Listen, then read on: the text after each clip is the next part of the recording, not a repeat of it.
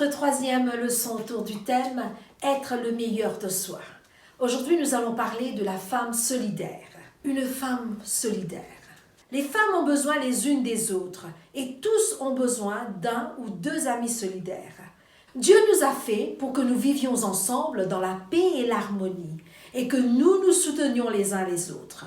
Il est vrai que le péché a assombri cet idéal. Pourtant, en tant que chrétienne, dans une communauté où règne le pardon et l'amour, il est possible de créer un réseau de soutien.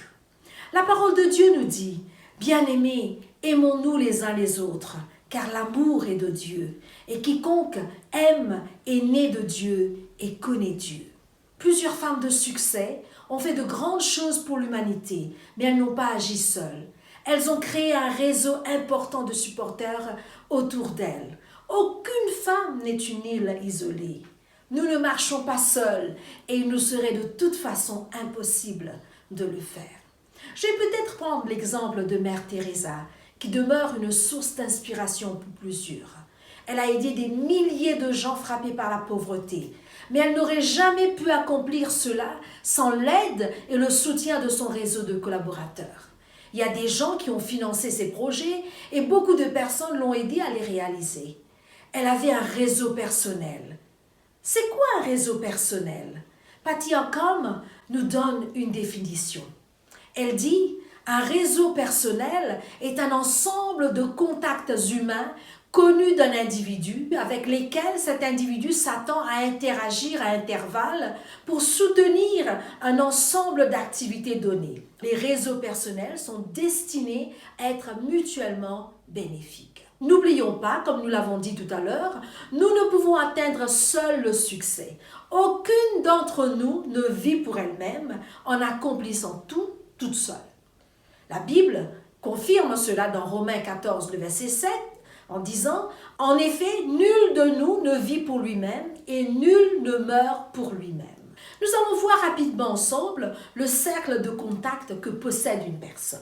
Ce cercle est composé de 4 grands groupes de personnes. Nous pouvons nommer cela les 4 niveaux d'un réseau. Premier niveau, c'est l'intimité, les amis intimes. Les individus dont les noms sont inscrits ici sont les plus proches de nous au centre du cercle. Ce sont des gens avec lesquels nous partageons à un niveau plus intime les choses profondes de notre âme, nos espoirs, nos craintes, nos joies, nos soucis. Le deuxième niveau, c'est l'amitié, les bons amis. Ce sont des gens que nous voyons souvent parce que nous aimons passer du temps avec eux. Nous mangeons ensemble, fêtons, parlons, voyageons ensemble. Nous partageons des choses, mais pas aussi profondément qu'avec les amis du niveau A. Le troisième niveau, c'est les relations occasionnelles. Dans ce cercle se trouvent les personnes qui fréquentent les mêmes organismes communautaires. Ce peut être des camarades d'école, des enseignants, des gens rencontrés à l'église, n'importe quel type d'association à laquelle on peut se joindre et y rencontrer des gens. Le quatrième niveau, les connaissances. Ils représentent des gens que nous avons rencontrés, nous avons un peu d'informations sur eux, nous connaissons leurs noms, mais nous ne les comptons pas parmi nos amis. Voilà grosso modo le cercle de contact que possède une personne. Comment maintenant élargir ce réseau et être solidaire? Écoutez ceci. Les spécialistes en matière de croissance de l'Église rapportent que 85% des membres baptisés proviennent de nos réseaux personnels. Ils nous disent également que chaque nouveau membre a besoin d'au moins 7 amis intimes ou proches au sein de l'Église pour y demeurer. Nous avons besoin des uns et des autres. Nous dépendons les uns des autres. Alors, comment être solidaire?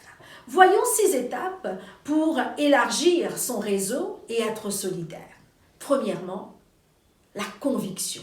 Nous devons être convaincus que nous avons besoin des autres et les autres ont besoin de nous. Deuxièmement, se faire des amis.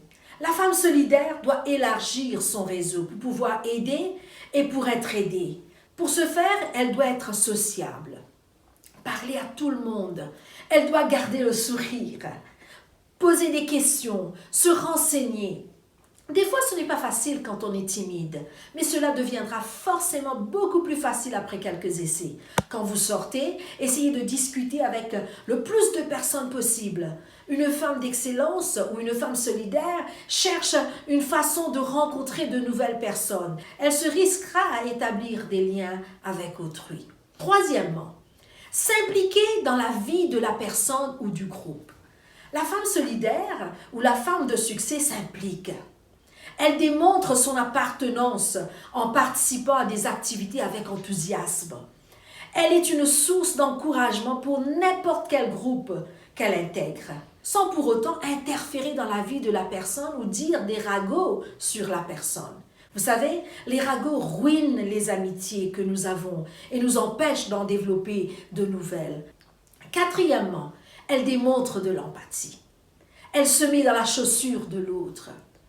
Elle est proactive pour aider ses amis. Soyons prêtes à aider nos amis à traverser une période difficile. Lorsque notre amie souffre, contactez-la avant qu'elle n'ait besoin de nous demander de l'aide. Je vais vous raconter l'histoire d'Anne Sullivan et d'Hélène Keller. Anne Sullivan était une adolescente aveugle, non désirée et mal aimée.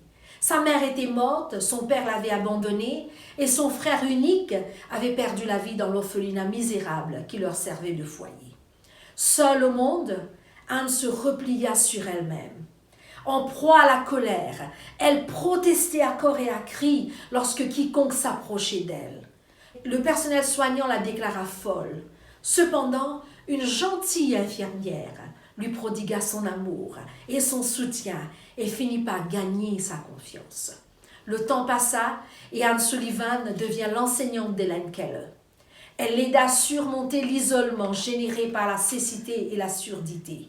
Anne et Hélène reconnurent toutes deux l'importance du soutien apporté par une amie affectueuse. Être solidaire, mes amis, c'est avoir de l'empathie pour les autres. Cinquièmement, une femme solidaire devient une bénédiction pour les autres à travers ses dons. Elle fait l'usage de ses dons pour être une source de bénédiction. Elle trouve des besoins et fait ce qu'il faut pour les combler par les dons qu'elle a reçus. Et grâce à cela, les gens sont attirés par elle et la réussite est à sa porte. Sixièmement, elle se trouve un mentor et devient un mentor. La femme qui aspire à l'excellence trouve un mentor, une femme ou des femmes de succès. Elle trouve une personne qui va lui donner des conseils judicieux, qui elle va écouter et suivre. Elle reconnaît qu'il y a des gens au-dessus d'elle qui peuvent l'aider et il y a aussi d'autres qui sont plus faibles qu'elle, qui ont besoin de son aide. Comme elle en reçoit, elle partage. Elle cherche des occasions pour enseigner, pour partager, pour écrire ou tout simplement pour parler à une amie.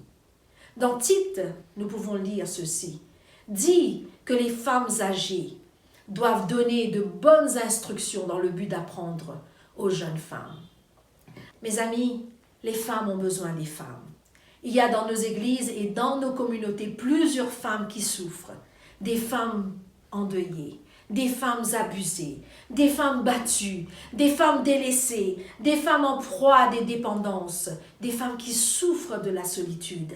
Il y a nombreux besoins, des besoins que seule une autre femme peut combler. Des choses merveilleuses se produisent lorsqu'une femme commence à soutenir une autre femme. Des miracles ont lieu lorsque les femmes commencent à élargir leur réseau social. Soyons des femmes solidaires. Nous allons passer maintenant à l'évaluation personnelle. Et sur une échelle de 1 à 5, 5 étant la plus haute valeur, évaluez où vous en êtes par rapport aux méthodes proposées pour élargir votre réseau. La femme de succès recherche de nouvelles expériences, apprend de nouvelles habiletés et se plaît à recueillir de nouvelles informations. La femme solidaire se risque à créer des liens avec des gens et des organisations. La femme solidaire et d'excellence devient une partie intégrante d'un groupe en participant, en coopérant et en exprimant son enthousiasme. La femme gagnante partage son talent, elle recherche les besoins et trouve une façon de les combler. La femme d'excellence trouve un mentor qui l'aidera vers le succès. Et la femme de succès trouve une façon de partager son expérience avec autrui. Nous allons passer à quelques exercices de développement personnel. Dessinez un petit cercle au centre d'une feuille de papier. Entourez-le de 3 cercles concentriques. Chaque cercle représente un niveau de votre réseau personnel. Indiquez le niveau de chacun des cercles. Écrivez le nom d'au moins 3 personnes par cercle. Faites une liste de femmes qui vous ont servi de mentor. Qu'avez-vous appris de chacune d'elles? Faites une liste de femmes pour lesquelles vous avez été un mentor dans un certain domaine de la vie. Qu'ont-elles appris de vous? Pendant le prochain mois, demandez à Dieu de vous guider vers une femme que vous pourrez soutenir et avec qui vous aurez l'occasion de partager quelque chose que Dieu vous a enseigné. Mes amis, nous ne pouvons atteindre seuls le succès. Ce que nous deviendrons dépend en grande partie des gens qui font partie de notre réseau personnel. Ma prière pour nous aujourd'hui. Seigneur, tu m'as créé pour l'amitié et la compagnie. Nous avons besoin l'un de l'autre et d'une ou 2 amis solidaires. Merci pour mes amis qui me soutiennent. S'il te plaît, aide-moi à être une telle amie pour quelqu'un qui aurait besoin d'une écoute attentive et d'un cœur aimant. Lorsque j'ai besoin que quelqu'un me fasse du bien, guide-moi vers de vrais amis. Merci pour Jésus. Il est mon meilleur ami et mon plus fidèle confident. Amen.